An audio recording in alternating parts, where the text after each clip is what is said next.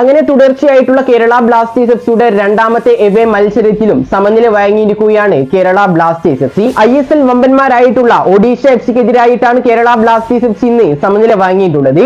2-2 എന്ന സ്കോറിനാണ് ഇന്ന് Kerala Blasters FC versus Odisha FC മത്സരം അവസാനിച്ചിട്ടുണ്ടായിരുന്നത്. ഇന്ന് മത്സരിച്ചിട്ടുണ്ടായിരുന്ന ഇരു ടീമുകളും 4-3-3 എന്ന ഫോർമേഷനിൽ തന്നെയായിരുന്നു കളിക്കളത്തിലേക്ക് ഇറങ്ങിയിട്ടുണ്ടായിരുന്നത്.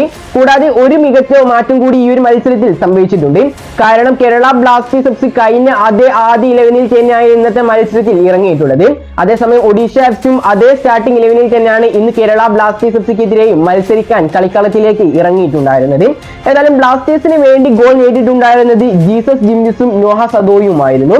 ആദ്യം തന്നെ 17-ാം മിനിറ്റിലായിരുന്നു നോഹ സദോയി ഗോൾ നേടിയിട്ടുണ്ടായിരുന്നത്. ജീസസ് ജിംനിസ് ആണെങ്കിൽ 20-ാം മിനിറ്റിലും. ഏതായാലും നോഹ സദോയ്ക്ക് അസിസ്റ്റ് നൽകിയിട്ടുണ്ടായിരുന്നത് ജീസസ് ജിംനിസ് ആയിരുന്നു. അതേസമയം ജീസസ് ജിംനിസിന് പാസ് നൽകിയിട്ടുണ്ടായിരുന്നത് അഥവാ അസിസ്റ്റ് നൽകിയിട്ടുണ്ടായിരുന്നത് നോഹ സദോയും. ഏതായാലും ഇന്നത്തെ ഈ ഒരു മത്സരത്തിൽ ജീസസ് ജിംനിസിന്റെയും നോഹ സദോയുടെയും ഒരു അടിപൊളി കോമ്പിനേഷൻ നമുക്ക് കാണാൻ സാധിച്ചിട്ടുണ്ടായിരുന്നു. ഏതായാലും ആദ്യ പകുതിയിൽ 2 ഗോളുകൾക്ക് മുന്നിലായിരുന്ന കേരള ബ്ലാസ്റ്റേഴ്സ് എഫ്സിയുടെ ആ ഒരു സ്കോർ മറികടക്കുവാൻ വേണ്ടി ഒഡീഷ എഫ്സിക്ക് അധികം ടൈമൊന്നും വേണ്ടി വന്നിട്ടുണ്ടായിരുന്നില്ല. കാരണം നമുക്കറിയാം ഒഡീഷ എഫ്സി എന്നുള്ളത് ISL ചരിത്രം സൃഷ്ടിച്ച ഒരു ടീം തന്നെയാണ്. കംബാക്കിന്റെ ചരിത്രമാണ് അവർ സൃഷ്ടിച്ചിട്ടുള്ളത്. ഏതായാലും കേരള ബ്ലാസ്റ്റേഴ്സ് എഫ്സി 20-ാം മിനിറ്റിൽ 2ാം ഗോൾ നേടിയതോടെ വെറും 8 മിനിറ്റിൽ തന്നെ കേരള ബ്ലാസ്റ്റേഴ്സ് എഫ്സിക്ക് എതിരായിക്കൊണ്ട് ഒഡീഷ എഫ്സി ഗോൾ നേടുകയായിരുന്നു അവിടെ ചെയ്തിട്ടുണ്ടായിരുന്നത്. അതൊരു ഓൺ ഗോൾ ആയിട്ടായിരുന്നു അവർ സ്വീകരിച്ചിട്ടുണ്ടായിരുന്നത്. പിന്നീട് അധികം ഒന്നും വൈകാതെ തന്നെ വീണ്ടും മത്സരത്തിന്റെ 35-ാമത്തെ മിനിറ്റിൽ തന്നെ ജെറിയുടെ പാസിൽ നിന്നും ഡിഗോ മയൂഷു എന്ന ഒഡീഷ എഫ്സിയുടെ സൂപ്പർ താരം ബ്ലാസ്റ്റേഴ്സിന്റെ ഗോൾ വലയിലേക്ക് അടുത്ത ഗോളും തുളച്ചു കയറ്റി. അതോടുകൂടി 2-2 എന്ന സ്കോറിലായി മത്സരം മുന്നോട്ട് പോയിട്ടുണ്ടായിരുന്നു. ഏതായാലും ഇതിനുശേഷം 2ാം പകുതിക്ക് ശേഷവും ആർക്കും ഗോൾ അടിക്കാൻ സാധിച്ചിട്ടില്ല എന്നതാണ് വാസ്തവം എന്നുള്ളത്. ഏതായാലും കേരള ബ്ലാസ്റ്റേഴ്സ് എഫ്സിക്ക് വേണ്ടിയിട്ട് ബ്ലാസ്റ്റേഴ്സിന്റെ സൂപ്പർ താരങ്ങളെല്ലാം ഇന്നത്തെ മത്സരത്തിൽ അണിനിരന്നിട്ടുണ്ടായിരുന്നു. പക്ഷെ ആ ഒരു താരങ്ങൾക്കൊന്നും 2ാം പകുതിയിൽ ഗോൾ കണ്ടെത്താൻ സാധിച്ചിട്ടുണ്ടായിരുന്നില്ല. ഇന്ന് ഏറ്റവും കൂടുതൽ നമുക്ക് എടുത്തു പറയേണ്ടതുള്ളത് ബ്ലാസ്റ്റേഴ്സിന്റെ ഡിഫൻസ് നിര തന്നെയാണ്.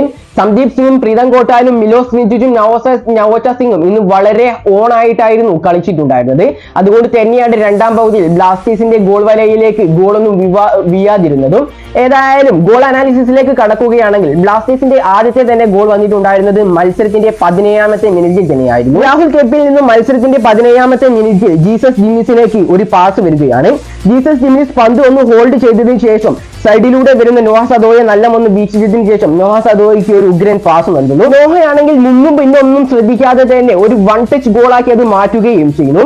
ഇതോടുകൂടി കേരള ബ്ലാസ്റ്റേഴ്സ് എഫ്സിയുടെ ആദ്യ ഗോൾ പിറങ്ങുകയും ചെയ്യുന്നു. ബ്ലാസ്റ്റേഴ്സിന്റെ അടുത്ത ഗോൾ വന്നിട്ടുണ്ടായിരുന്നത് മത്സരത്തിന്റെ 20-ാമത്തെ മിനിറ്റിലായിരുന്നു. നോഹ സദോയിൽ നിന്നും ഒരു അടിപൊളി പാസ് കിട്ടുകയാണ് ജീസസ് ജിംനിസ് എന്ന ഒരു സ്പാനിഷ് സ്ട്രൈക്കർക്ക്.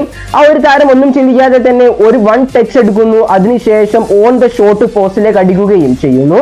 അതുകൊണ്ട് തന്നെ നമുക്ക് ഇവിടെ ഏറ്റവും കൂടുതൽ എടുത്തു പറയാനുള്ളത് മിക്കാൽ സ്റ്റേറയുടെ ആ ഒരു പരിശീലനം തന്നെയാണ്. 1 ടച്ച് ഗോൾ അടിക്കാനുള്ള ഒരു കഴിവ് തന്നെയാണ് ഇവിടെ ജീസസിന്റെ ഭാഗത്ത് നമുക്ക് കാണാൻ സാധിച്ചിട്ടുണ്ടായിരുന്നത്. ഒരു 1 ടച്ചിലൂടെ തന്നെ ജീസസ് ജിംനിസ് അത് ഗോളാക്കി മാറ്റുകയും ചെയ്തിട്ടുണ്ടായിരുന്നു. ഗോൾ പോസ്റ്റിൽ ഉണ്ടായിരുന്ന അമരേന്ദ്രന്റെ ആ ഒരു കൈയിൽ തട്ടിയതിനു ശേഷമായിരുന്നു അത് ഗോൾ പോസ്റ്റിലേക്ക് പോയിട്ടുണ്ടായിരുന്നത്. ഏതായാലും 20-ാം മിനിറ്റിൽ തന്നെ കേരള ബ്ലാസ്റ്റേഴ്സ് എഫ്സി 2 ഗോളുകൾ അടിച്ചു കൂട്ടിയിട്ടുണ്ടായിരുന്നു. ഏതായാലും ഇന്നത്തെ ഈ ഒരു മത്സരത്തിൽ ഏറ്റവും കൂടുതൽ മികച്ച പ്രകടനം കാഴ്ചവെച്ചിട്ടുണ്ടായിരുന്നത് കേരള ബ്ലാസ്റ്റേഴ്സ് എഫ്സിയുടെ മൊറോക്കൻ സ്ട്രൈക്കർ ആയിട്ടുള്ള നോഹ സദോയ് തന്നെയായിരുന്നു. അതുകൊണ്ട് തന്നെ ആ ഒരു താരത്തിനായിരുന്നു ഇന്നത്തെ മാൻ ഓഫ് ദി മാച്ച് എന്നുള്ളത്. ഏതായാലും നോഹ സദോയ്ക്ക് മാൻ ഓഫ് ദി മാച്ച് കിട്ടിയതിൽ എനിക്ക് ഭയങ്കര അധികം സന്തോഷവുമുണ്ട്. കൂടാതെ തന്നെ ഇന്നത്തെ മത്സരത്തിൽ എനിക്ക് ഏറ്റവും കൂടുതൽ വേസ്റ്റ് പെർഫോമൻസ് ആയി കാഴ്ചവെച്ചിട്ട് തോന്നിയിട്ടുണ്ടായിരുന്നത് ഡാനിഷ് ഫാറൂഖിന്റെ ഭാഗത്തു നിന്നായിരുന്നു.